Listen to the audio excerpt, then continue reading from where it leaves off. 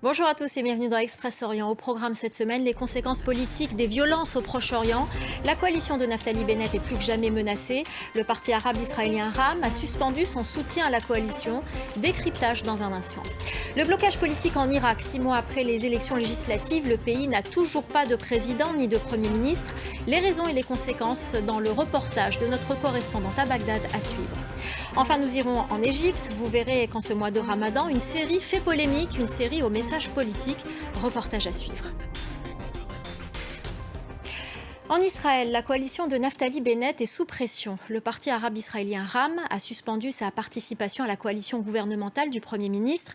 Conséquence des violences sur l'esplanade des mosquées dimanche. RAM est la première formation arabe de l'histoire d'Israël à soutenir un gouvernement. Son soutien avait permis à la coalition d'atteindre 61 députés, soit le seuil de la majorité à la Knesset. Les Irakiens n'ont ni président ni Premier ministre depuis 6 mois, conséquence d'un blocage politique depuis les élections législatives. Le Parlement doit se réunir à 2/3, mais à chaque tentative depuis le début de l'année, le quorum n'est pas atteint. Et pendant ce temps, le pays est dans l'impasse. Reportage de notre correspondante Lucie Wasserman. Direction le Liban, le pays plongé dans une crise sans précédent doit aussi faire face aux conséquences internationales de la guerre en Ukraine. Les pénuries déjà présentes s'accentuent. Aujourd'hui, même le pain vient à manquer. Des denrées alimentaires de base, parfois stockées par les fidèles musulmans pendant le mois de Ramadan. Reportage de notre correspondante Zeina Antonios.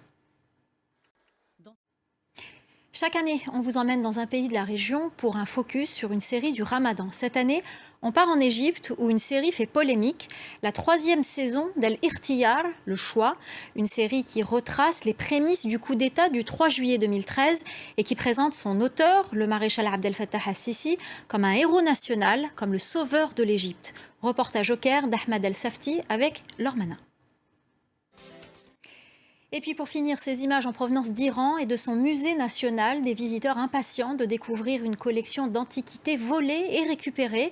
Il aura fallu plus de 40 ans après un conflit meurtrier avec l'Irak et une épuisante bataille juridique avec les pilleurs pour que la République islamique puisse récupérer ce trésor et l'expose dans son musée national. Voilà, c'est la fin d'Express Orient. Restez avec nous, l'info continue sur France 24.